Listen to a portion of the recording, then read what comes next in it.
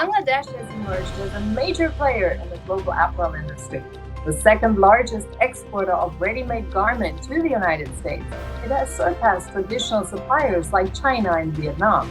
Now, how can it maintain and possibly expand its market share while also addressing some of the challenges of our time, such as increasing wages in the current economic climate and environmental impact? What could an ideal political and economic climate look like in which both higher wages and production and expanding market share in an inflationary US market could be addressed? Our conversation today here on DC to Dhaka, a new Press Express offering. Thanks for listening in. I'm Nicolette de Vidar. Now, Bangladesh has made impressive progress. With an annual GDP growth of 6.4% between 2016 and 2021, Bangladesh has outpaced its Asian peers and has done significantly better than the global average of only 2.9%. Bangladesh's GDP per capita, $2,800 in 2022, is higher than India's. Now, with its current growth rate, Bangladesh is on track to become an upper middle income country. Its economic success story is widely attributed to its ability to produce quality garments at affordable prices coupled with ethical manufacturing processes. The global decline, though, for ready-made apparel hit Bangladesh hard. Orders declined by as much as 30%, according to the Boston Consulting Group. Yet with demand for sustainable and ethically made fashion on the rise, Bangladesh's garment sector could be poised for further growth in the coming years, depending on how current challenges can be tackled. Speaking with me first is Shahidullah Azim, VP of Bangladesh Garment Manufacturers and Exporters Association. Thanks so much for joining us. Mr. Azim, let's dive right in. So with the ready-made garment market basically being the key pillar to Bangladesh's success, where are we currently? Like, how is our manufacturers dealing with the changing demand of consumer behavior in the United States, the global decline, and also inflation and manufacturing costs? Where do you see this go? What are you dealing with? Thank you very much for your question. In fact, US and European market is our main market. We're exporting almost 55% to European Union market and 18 to 20% to US market. But last couple of months, our export was decreased due to, I think, inflation, economic shrinkage all over the world. Mm-hmm. So our order was a bit less than earlier, and our growth was a bit less. However, so we are very much optimistic because we are working with USA since long, and every year we had some increasement. But for the couple of years, I think after the COVID and the geopolitical crisis, we are facing back-to-back challenges globally. And that is why I think the growth was a bit less. And also same to all over the world for global economy shrinkage. So I hope still we have to go together in a good way, big way, and for which we are working a lot. As earlier it was we are only dominated by cotton products, cotton RMG. But right now, the global demand has changed their behavior for man-made fiber, for which we are working. And I hope with a very short time, we can fulfill our desire. We can supply you the man-made fiber for which we are making all the exercises.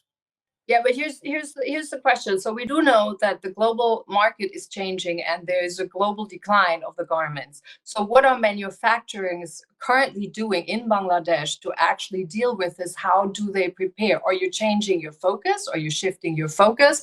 Are you looking towards more collaboration? Where do you see the wiggle room and the action points of view, so to speak, to tackle that issue?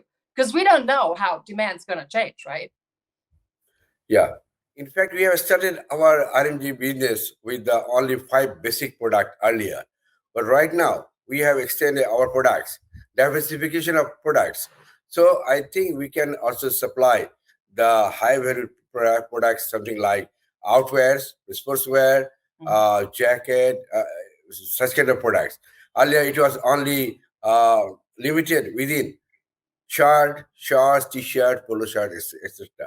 So if we can make the value-added product, I think our revenue will also come up. The export figure will go up, and for which we are trying. Many factories are coming out.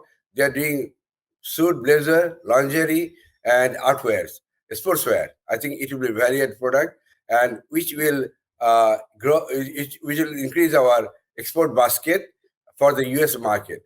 So not only for USA, we are changing our items also for European Union market and other market as well. Mm-hmm. Yeah, these are things outerwear and lingerie and stuff. These are things people always need, right? And I know in the US that actually there's definitely people are interested in these items. Now let's talk a little bit about another issue here. So in the past century, very often, and up to this point, a lot of the supply chain was kind of one-way focused. So there was low-cost manufacturing, and this is in part why a lot of things were partially so successful, but also why the US retailers were so strong, because there was the model has always been the low-cost manufacturing and the higher-end retail and the add-ups. Now, in the new paradigm, in the 21st century, the future is changing a little bit on this one. So we're looking more towards a more balanced approach in terms of how can we actually have higher wages on the one hand and dealing with keep the market share and sort of dealing with the decline of certain aspects.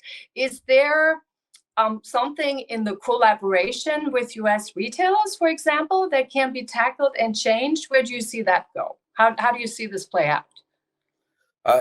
We have to collaborate because we are sending same goods as China is sending to you. But in fact, we are getting less price in China or Vietnam. There is always complaint from our manufacturer. Same item, but we are getting less price. However, we want to make our product to the high value product. We are going to make our mind for not for the value added product, not for the volume value, and for which also we have to mix and match. So low end product and high end product together, because we cannot make it overnight all the product high end. So it will be there for low and high end together. I think that is not problem for our retailers. They are buying from other countries as well, both items cheap and high value product. So I do have a question though for what you just mentioned. So why is China getting paid more than Bangladesh is? I think this is absolutely for the importers or buyers, because we get the price from the customer, which is fixed from by them. And out of their prices, what we are doing, we are buying the raw materials, we are paying the manufacturing cost, the utility bills and all. So I think they know better because they are paying same product. I've seen in the Vietnam and China. This is much more than us. So I think this is not fair, because they have to have some ethical buying system. Same product from everywhere is same, but we are also using all the same material as per their requirement. I don't know why it's different than less than China or Vietnam or other country. Yeah, and ethical buying actually for US consumers, that is also picking up. So to some degree, US retailers are facing more pressure on this one, because people are starting questions saying like, is this actually a fair trade or is this not? I want to dive into a little bit more in terms of where is the wiggle room in the collaboration between the retailers and the manufacturers, because the last century sort of, it was really all it was cost, and it was the high margins, and it was thinking also there was this expectation that you would be able to have a linear growth all the time. Now, with Bangladesh having been so successful in the last decade, really, particularly with all the progress, particularly in this industry, in the ready-made garment industry, how do we kind of also get across to people And that's generally not just in Bangladesh, but I think all over, the idea that this something cannot always be linearly growing, but everything is cyclical, which is why I think you're optimistic, because every time it's cyclical, it goes down a little bit, it goes back up. But somehow there is this idea in there, this linear thinking yet. So how can this be addressed properly? Well, I think we also have some pressure from our customers for the increase of the wage for our workers, which we have done. Every 5 years, we have review of the minimum wage for the workers. And this is the time in the December, we already formed a wage board, which consists of labor leaders, entrepreneurs, and government. All together, they have decided the wages, and which we have to honor, and we doing so.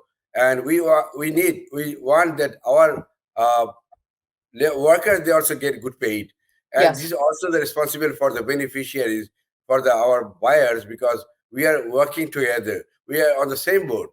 So one side they are pressuring for more wages for the workers, but the other hand, they are not paying the ethical what we supposed to get, what they are paying to China or Vietnam. That's very disgraceful for us, because same product, if we can get their support, we cannot make it. We can even we want to increase the more for our workers. It has to come from the both end. So I have to emphasize on that one. Yeah, exactly. It has to come from both ends. So we did talk a little bit about business. We talked about market dynamics. Now I want to talk about how can we tackle this from both ends? What is an ideal political climate that can actually sort of work in this scenario and put a little pressure on both ends? What is an ideal climate you would see going forward in where this industry, the ready-made garment industry, can really take off again? In fact, right now is in our country we have the national election after 5 years. I think by next month there will be elections. So after the election, I think everything will come normal, regular. I think it will be helpful for both of the countries. They will also get more satisfaction for buying and for us to deliver the goods on time. So we are working on that, and I hope it is our experience after every 5 years. And also the global market situation is not also same as earlier for everybody. Also, we are suffering for European market. There's less orders, and everywhere same inflation and all. So despite of all these things, we have to go forward. Absolutely. So in terms of the most pressing issue to target on the political climate, in the collaboration between, for example, US retailers and Bangladeshi manufacturers, what would you say are the two most important points that need to be addressed right away? Yeah, it's right, because we are working with the US markets for last 35, 40 years. We have very good relation with the US market as well as the European market. They are our main customers, and we have to make more. I think there is some, for the time being, there is some political situation in our country for election. It will be over after 1 month. We are very much optimistic. We can again make the more relation very strong in between two countries. And as for our customer requirement, we can supply to them, and they will have also after 1 or 2 months, inflation will go down, and I hope the customer will also give more order for us. But markets don't stop because of elections. I mean, we're in an election cycle here too, right? In the United States, there are elections coming up, but the markets don't stop because of election. You still have to deal with market conditions and in working out collaborations. I want to take your input on one other aspect here. Usually, it's the smaller players that are disruptors, right? You see this in companies. It's usually the smaller companies who actually are disruptors and usually are more innovative in their approaches. In countries too, we've noticed there is a trend that the smaller countries are actually better poised and usually more disruptive to get the handle on these global changes that are going on than other countries. You've seen that in Bangladesh, it actually proved amazingly resilient to all the global shocks, more so than many of the other countries in Asia and also in the Western world.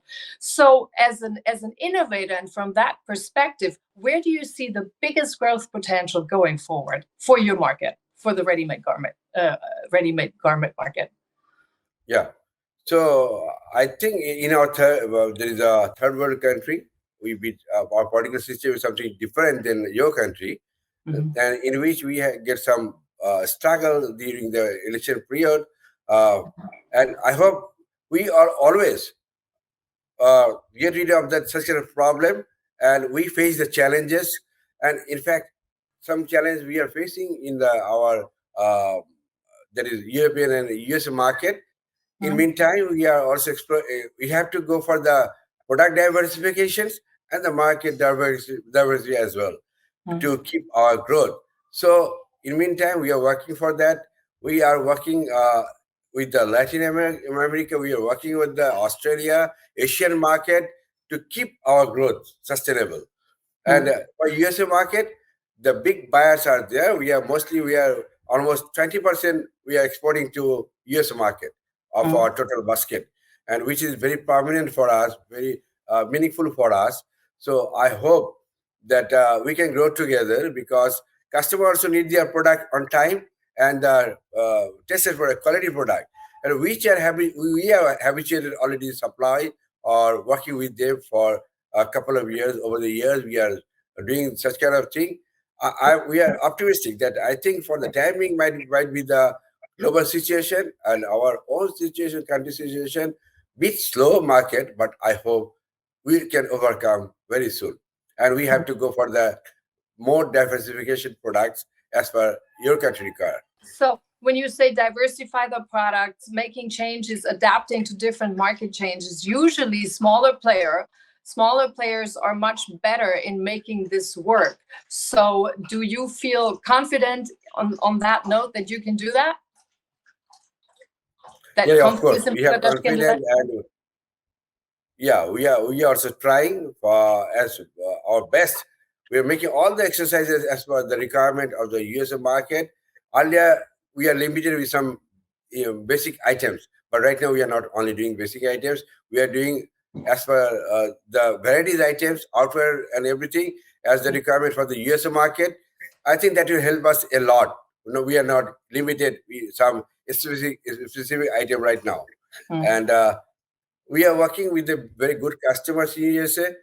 So many big buyers, and I think they are also happy with us.